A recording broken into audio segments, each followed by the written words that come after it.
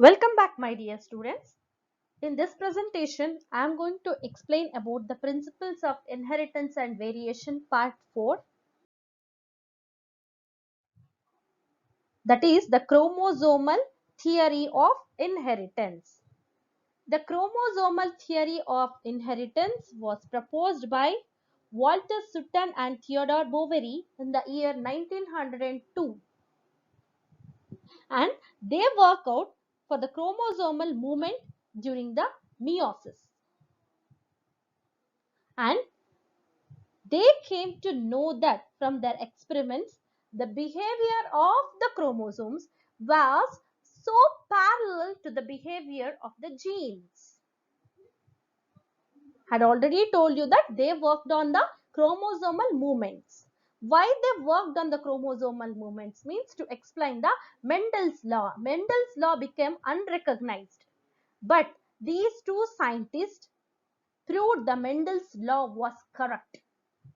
Okay, and Sutton and Boveri argued that the pairing and separation of a pair of homologous chromosomes, that means this takes place in the meiosis. Exactly during the meiosis, what happens? See here, this is called pairing of the homologous chromosome, and this is called the separation of the homologous chromosome, right?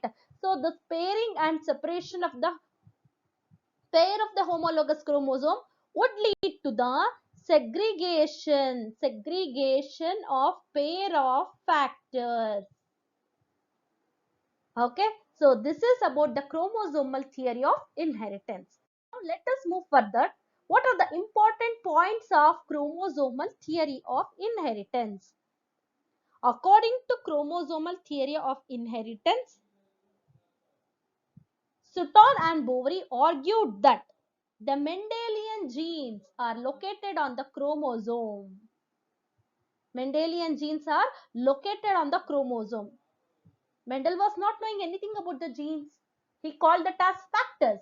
The factors are located on the chromosome, and it is the chromosome which segregate and assort independently. Mendel told that same thing, but he used the word factors. Law of independent assortment, law of segregation. Whatever he told, the same thing was proved by Sutton and Boveri. And the number of the chromosome in the body cells of a species is fixed. That is, somatic cell is fixed. That is 2n diploid. Okay, and they told that the genes are located on the chromosome, and these genes occurs in pair, and that pair is known as allele. Allele for a contrasting character. And each chromosome contains a large number of genes. See, this is a chromosome, right? So this chromosome contains large number of genes. See, this is a gene for eye color, this is a gene for blood type, and this is a gene, blue color is a gene for hair color, and this is for the growth. The chromosome similarly contain n number of genes, a large number of a gene, and the position of the gene on a chromosome is referred to as locus. See, this is a position of eye color. So this position is known as locus. So these are some of the important points of chromosomal theory of inheritance. Now let us move on to the chromosomes and genes, the meiosis and the germ cell formation in the cell with 4 chromosomes. This is how the chromosomes will separate and segregate.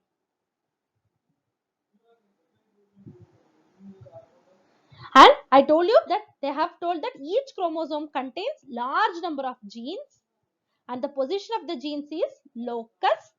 They recognize the similarities between Mendelian factors and the behavior of chromosomes.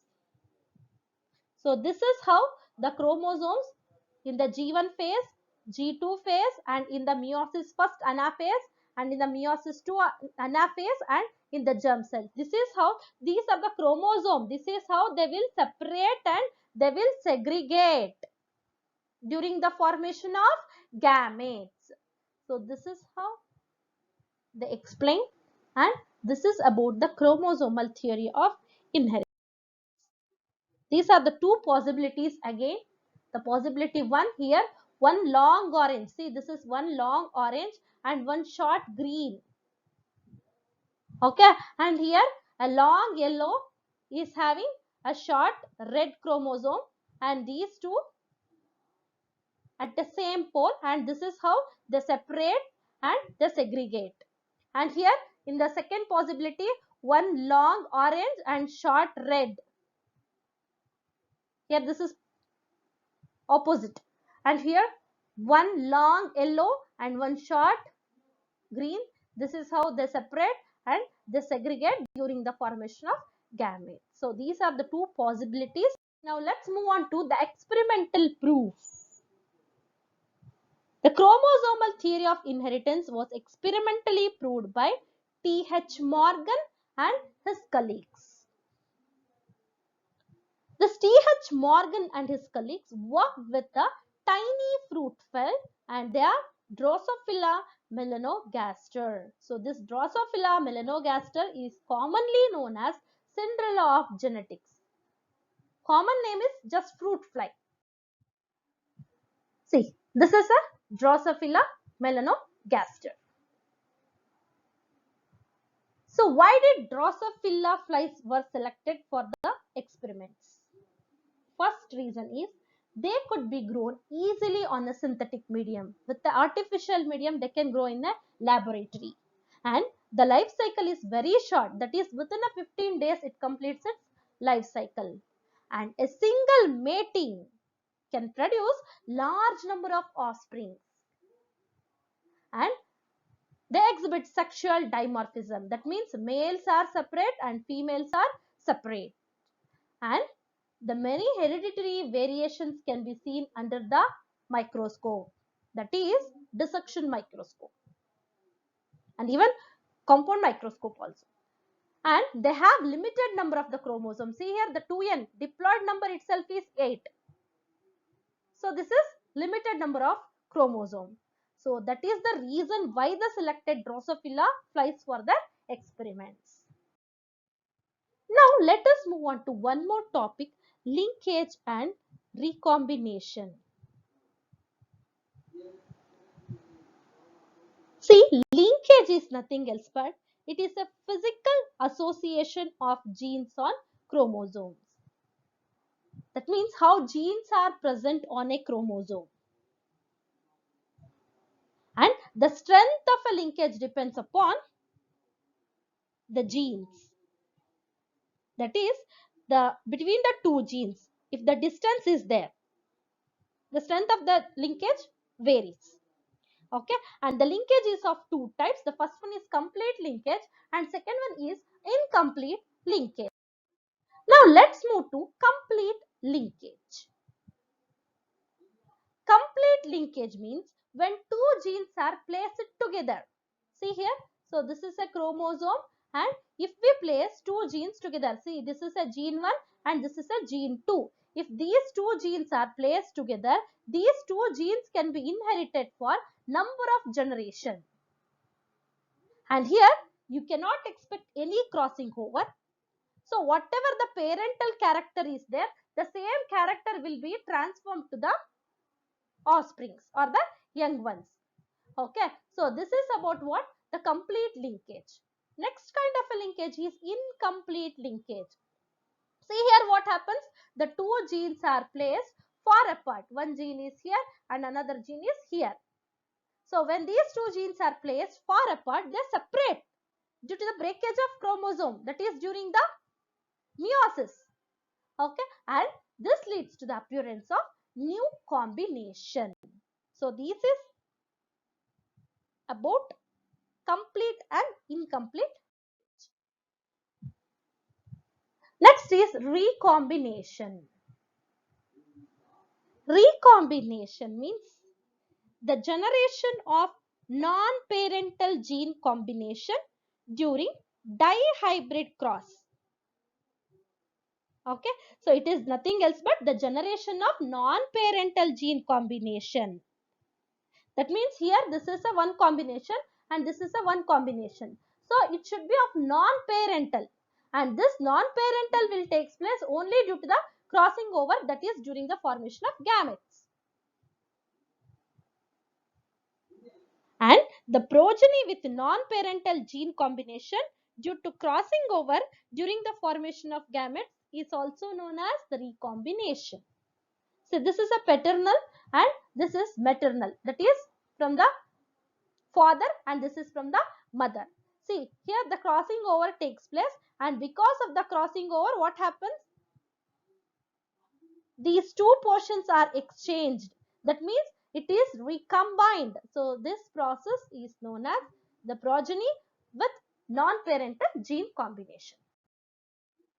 Next, let us go for the Morgan's experiments on linkage and recombination. I had already told you Morgan selected Drosophila melanogaster for his experiments. He conducted dihybrid cross in Drosophila melanogaster.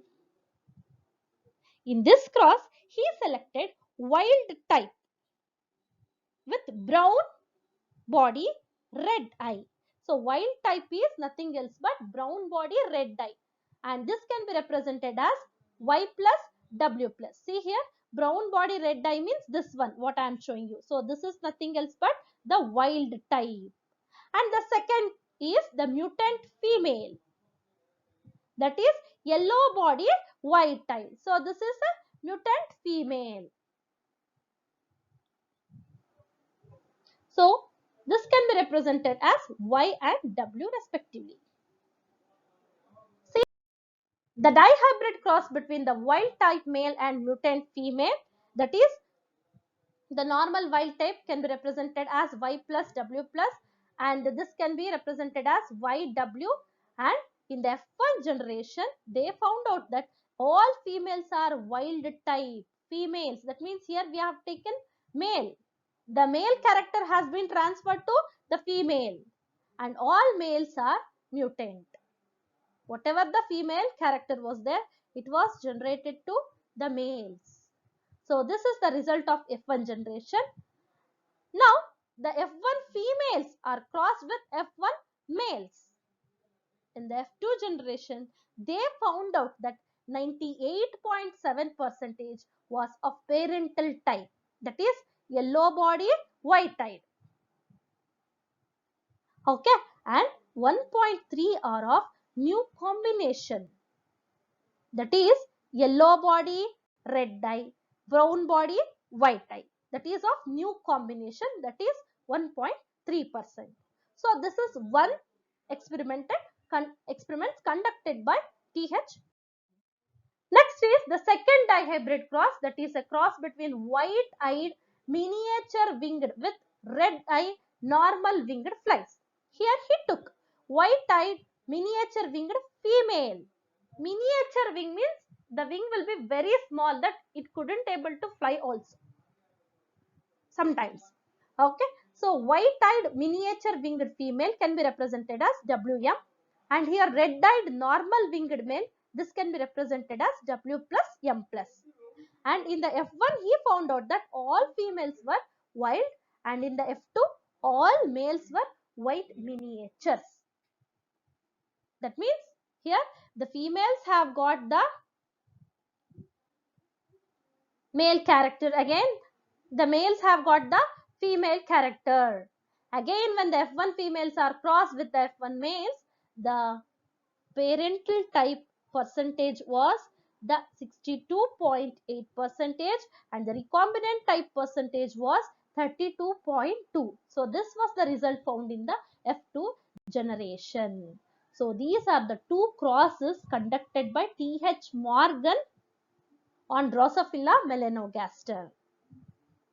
Now let us move to the questions arose on that time.